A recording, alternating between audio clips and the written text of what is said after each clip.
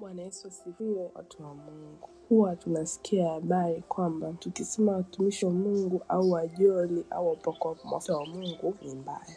Leo katika Hesabu 12 tunaona habari ya Musa, Mariamu na Haruni. Tunaona jinsi ambavyo Musa alikuwa na kibali machoni mwa Bwana. Alikuwa ni mwaminifu kuliko watu wote kwenye nyumba ya Bwana, na alikuwa ni mpole kuliko watu wote kwenye uso wa nchi. Katika Hesabu 12 tunaona jinsi ambavyo Mariamu akamnenea Musa na kumwambia Musa amemwoa Mkushi. Na ni kweli Musa amemwoa Mkushi. Na akasema hivi, Bwana anaongea na Musa tu, haongei na sisi. Kwa hiyo Bwana akaita wote watatu, akashuka katika umbo, akaongea nao.